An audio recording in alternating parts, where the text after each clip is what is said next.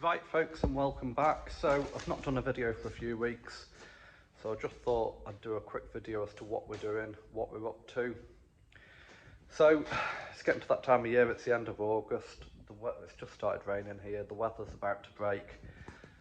So the Land Rover Defender restoration's been abandoned all summer because I just want to do outside work. It was a really bad winter last year.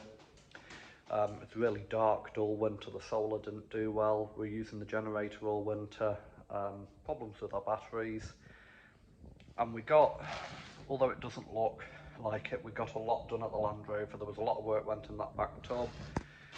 I made the decision, rather than just changing the chassis and the bulkhead as we were going to do at the start, I made the decision to do a full restoration. It's not going to be a concourse restoration, so it's not going to be a Minter. It's just going to be a farm workshop restoration, but I want everything done right. So I don't know if anybody can see, there's a second-hand front axle I bought for it because we were going to do the existing front axle up, but it was in really bad condition. It was still working, and I've still got all the bits that I'll probably put back together and keep as a spare, maybe for the future, because you can't get 200 TDI axles. But I dropped on that good axle that's in really, really good condition. We've cleaned it up, given it a coat of Hammerite. We're going to get that fitted, and we've been doing work on the off-grid solar system, trying to get that ready for this winter. So it's all a bit messy still, because I'm still waiting on some bits coming. So basically we've now got 3 Victron Blue Solar charge controllers. We've got the new Multiplus 2 inverter. We've got the Victron GX, which is like the brains of the operation. I've put another Lynx power in just so we can add more things in the future. Got some more wire wound resistors have come just so we can get the dump loads finished. And the GX70 touchscreens eventually turned up. That's the second one we've had. We ordered what was supposed to be a new one off eBay, turned up. It was obviously not new and it didn't work. So I had to argue with the seller and send that back, and then I've ordered a new one off Bimble Solar, which works straight out of the box. So lesson learnt there. I've not got that fully set up because I need to run a data cable through to the router, which is in another shed, and then I'll get everything set up. But I don't know if I can show anybody, we do now have like the generator works now, generator start stop. I showed a different video of this, but I'll show you starting manually, but it now starts and stops off the inverter.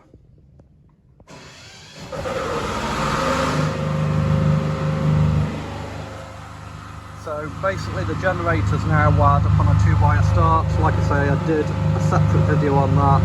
I'll knock this off just so you can hear me. But this just means that these new batteries that we bought in January, these will be looked after, so they won't drop to a critically low level.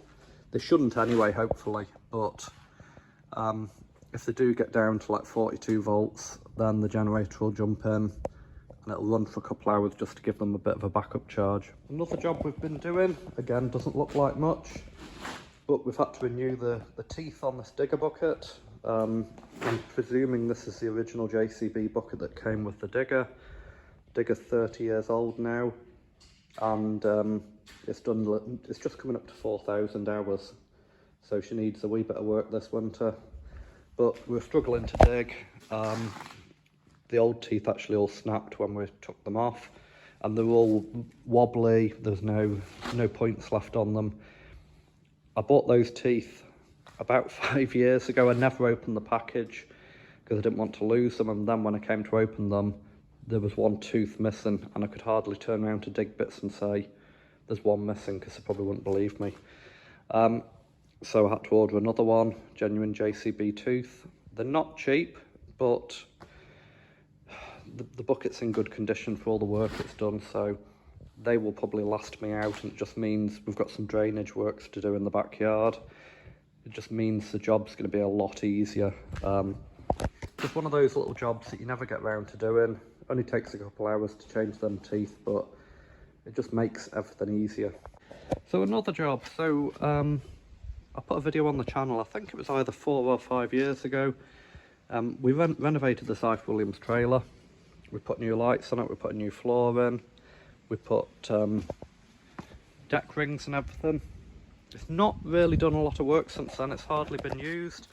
At the time I didn't do the brakes because when you pulled the handbrake on, the brakes seemed to work, and I thought it's not done that much work, so I just thought I'd leave it alone. Somebody offered me a plough for sale 3 weeks ago, so I got the trailer out and I was going to go and get it, and I tried the brakes and nothing worked. So initially it looked like 3 of the brake cables were seized, so we ordered a new set of knot brake cables off eBay. They came, and the other evening, I think it was Thursday evening, I took all the wheels and all the hubs off to start changing the brake cables. Thought it'd be a couple-hour job, and we realised all the brake shoes were knackered. So basically these brake shoes they're just glued to the metal like any modern brake shoe. They're not riveted anymore, and they're basically delaminated. The drums are in really good condition. Even, you know, the nuts aren't rusty. But I've had to order a full set of brake shoes and springs. They're not massively expensive. These are generic, I think they're Bradley Knott drums and shoes that fit most UK made trailers. So they're not a lot of money. But then when I had the hubs off, I started checking bearings, and all of them, there's like 2 halves to the bearing, although it's 1 bearing. There's 2 races. All of them, the outer race has got just a little bit of play in them, and they're sealed bearings, so I thought, do I change them, do I not? The bearings are quite expensive compared with everything else, but I've ordered a full set of bearings. The drums seem to be good, the back plates are rusty, but they seem to be good, but we'll only tell when we get it apart properly. So for now I've put the drums back on, just so like the stub ends don't go rusty or anything. But this has turned into a fairly, it's turned from a small job to a fairly major job. I've then inspected the tyres. I think some of these were new. This one looks okay. I think that tyre there's knackered, but I do have a tyre for it, so it was at the stage, do we just put the wheels back on the trailer and sell it and buy another one? But anybody that has these will know most old Syfe Williams trailers, the brakes don't work, and where we live near Stranraer, we're either going to be travelling on the A75 or the A77, and Vosa, they basically live on those roads, and they pull transit vans and they pull trailers and lorries, and there's no arguing with them. So if I don't have these brakes working right, they'll just pull me and impound it. So it is at the stage, when I buy stuff these days, like I bought that Toyota Avensis, I just end up sending somebody else to pick it up. It was the same with the 3CX. It was a case of, I could have driven it back myself. It was insured, I insured it and road taxed it straight away, but I just paid the money and sent the man for it. I just couldn't be bothered with the police or Vosa. It's just a headache. Anybody that deals with these plebs, bellends, they're not in the real world, do you know what I mean? They've impounded one of my vans before and it was just ridiculous, so that's enough of that. So apart from that, there's not really a lot else to say. We've had a tidy up in this backyard, just giving it a wee bit of a scrape, and like I said, that's why I've put the teeth on the digger bucket. We're going to start doing some drainage works. I'm going to dig a manhole here and run a 10-inch pipe straight across the yard, backfill it with gravel and drainage stone. We're not concrete in this yard, I don't know if we ever will, but we're just going to put some more hardcore on to bring it up to the levels, and then probably put 3 or 4 inches of road planings and maybe get a road roller in.